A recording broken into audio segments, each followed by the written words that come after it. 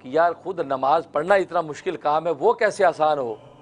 اللہ فرمایا کہ نہیں، یہ تمہارا یہ اعتراض کہ نماز پڑھنا مشکل کام ہے، بہت بھاری ہے، یہ بالکل فطری سوال ہے، میں ایگری کرتا ہوں اس بات سے۔ کیوں؟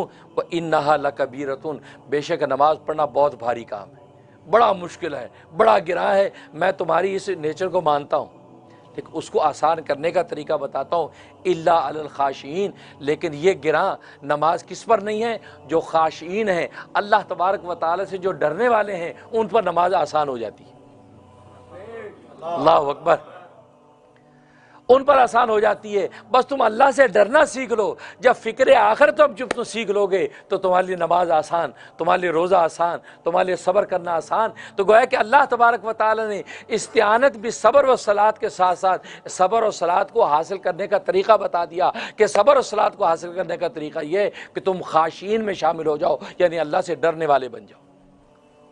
اور جب اللہ سے ڈرو گے تو اللہ کے سامنے پیش ہونے کا تمہیں جب خوف ہوگا، اور وہاں اس نماز اور روزے کے سوال کی جواب دہی ہوگی، تو تم نماز پڑھنے لگ جاؤ گے کہ یار اللہ کو کیا جواب دوں گا، روزہ رکھنے لگ جاؤ گے یار اللہ کو کیا جواب دوں گا۔ تو گویا کہ یہ خوف آخرت جو ہے یہ تمہاری نماز کو آسان کر دے گی۔ اس لیے الا علی الخاشعین، نماز بے شک مشکل اور بھاری ہے، ہم مانتے ہیں، تمہیں جو بھاری لگے بالکل صحیح ہے، لیکن الا علی الخاشعین، خاشعین پر مشکل نہیں ہے، ڈرنے والوں پر مشکل نہیں ہے۔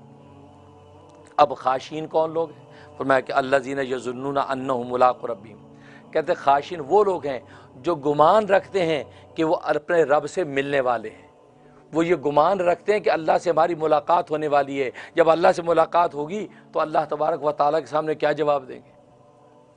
تو یہاں سوال پیدا ہوا کہ یہاں یہ فرمایا کہ خاشعین وہ لوگ ہیں کہ جو اللہ سے ملنے کا گمان رکھتے ہیں، یقین نہیں کہا، یقین کہنا چاہیے تھا نا، یقین نہیں ہے گویا کہ ان کو اللہ سے ملنے کا، صرف گمان ہے۔ تو کیا مطلب؟ یہ یقین کا لفظ الذین یقینون کیوں نہیں کہا کہ ان کو یقین ہے کہ اللہ تبارک و تعالی سے ہماری ملاقات ہونی ہے، اور واقعی یقین ہوتا ہے ہر مومن کو، لیکن یہاں گمان کیوں کہا؟ گمان ہے ان کو کہ اللہ سے ہماری ملاقات ہوگی۔ یہ سوال سمجھ میں آ گیا؟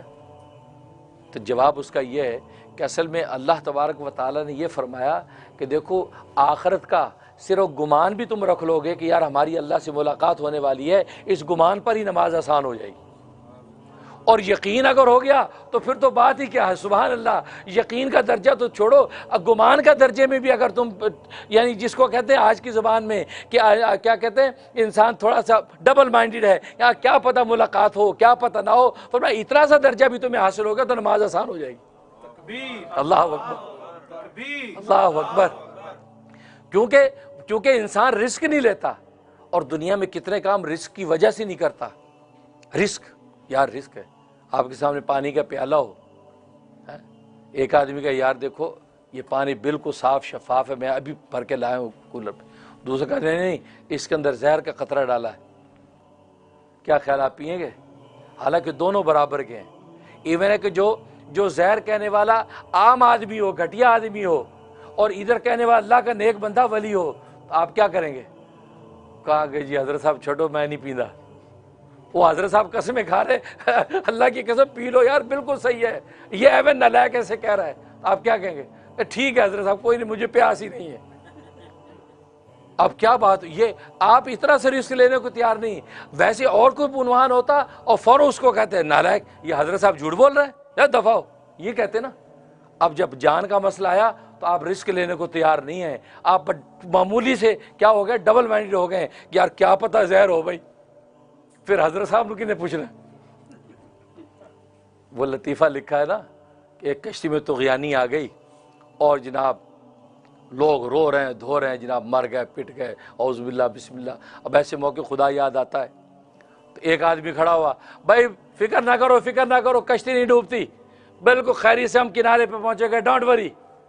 اب یہ بات سنے گئی، سب نے سنا، اور کہ یار ہمیں مارتا بھائی، ہمیں یہاں تو دیکھو تپیڑے پڑ رہے ہیں موجوں کے، ہم تو گئے، موت نظر آ رہی۔ وہ اللہ کی شان ہے کہ خیریت سے کنارے پہ پہنچ گئے۔ اب لوگوں نے کہا جی حضرت صاحب آپ تو بزرگ ہیں، لوگ ہاتھ چوم رہے ہیں پیر پکڑ رہے ہیں، آپ کی کرامت ہے بھائی، یہ آپ نے کیسے کہہ دیا؟ اور کہتے جی کرامت کرمت کچھ نہیں ہے۔ کہ جی کرامت کیسے نہیں، آپ نے جو کہا وہی ہوا، خیریت سے پہنچ گئے۔ کیا کہتا ہے؟ کہتا ہے میں نے یہ سوچا جو خیریت سے پہنچ گئے تو ولایت میری پکی، اور اگر ڈوب گئے تو پوچھے گا کون؟ ڈوب گئے تو پوچھے گا کون؟ تو بات وہی ہے۔ تو یہ سوچتا ہے کہ یار یہ اگر پی لیا واقع ظاہر ہوا تو حضرت صاحب کو پوچھے گا کون؟ تو کہنے کا دیکھو معمولی سی چیز میں آپ رسک لینے کو تیار نہیں ہیں، آپ کو تھوڑا سا شبہ پڑا ہے، آپ بچ رہے ہیں، اور یہاں پر آخر میں نبی کہہ رہے، اللہ فرما رہے ہیں آپ صرف گمان ہی رکھ لو گے نا کہ میری اللہ سے ملاقات ہونے والی ہے، اس گمان میں اتنی طاقت ہے کہ تمہاری نمازیں تم پر آسان ہو جائیں گی۔ یقین تو بڑی بات ہے کہ اللہ سے میری ملاقات ہونی ہے، گمان کے درجے میں بھی اگر تمہیں یہ آ گیا کہ آخر میں ملاقات ہوگی تو تمہاری اللہ نمازوں کو آسان کر دیں گے۔ اس لیے یظنون کا لفظ فرمایا کہ الذین یظنون انہم ملاقو ربہم، کہ بے شک وہ گمان رکھتے ہیں کہ وہ اپنے رب سے ملاقات کرنے والے ہیں، وانہم الیہ راجعون، کہ وہ اپنے رب ہی کی طرف لوٹنے والے ہیں، یعنی اسی اصل کی طرف لوٹیں گے۔ ظاہر ہے کہ اللہ تبارک و تعالیٰ ہی کی طرف انہوں نے لوٹنا ہے، اللہ تبارک و تعالیٰ ہی کی طرف جو ہے انہوں نے جانا ہے، اور وہاں جب پہنچیں گے تو اللہ تبارک و تعالیٰ کے سامنے ان کو ہر چیز کا جواب دینا پڑے گا۔ اس لیے یہاں پر یہ فرمایا کہ وَاسْتَعِینُوا بِالصَّبْرِ وَالصَّلَاةِ، استعانت حاصل کرو صبر اور صلاۃ کے ساتھ۔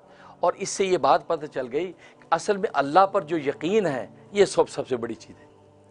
استعانت اور مدد یعنی سب کچھ اللہ سے ہونے کا یقین، اور اللہ کے غیر سے کچھ نہ ہونے کا جو یقین ہے، یہ اصل بنیاد ایمان کی ہے، یہی ہے۔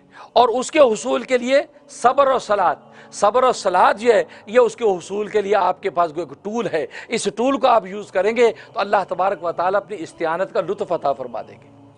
اور نبی کریم صلی اللہ علیہ وسلم استعانت نماز کے جیسے حاصل کرتے تھے، معمولی مشکل تکلیف آئی اللہ اکبر کر کے نماز میں کھڑے ہو گئے، طوفان آدھی کے آثار دیکھ کے، عذاب کے آثار دیکھ کے اللہ اکبر کر کے نماز میں کھڑے ہو گئے، چاہے سورج گرہن ہوا اللہ اکبر کر کے نماز میں کھڑے ہو گئے۔ تو گویا کہ دنیا کے اندر ایسے حالات جب بھی پیدا ہوں آپ فوراً نماز کے اندر کھڑے ہو جائیں اور اللہ تبارک و تعالیٰ سے رابطہ جوڑ دیں، تو اللہ تبارک و تعالیٰ تمہاری اس مصیبت میں آسانی کر دیتے ہیں۔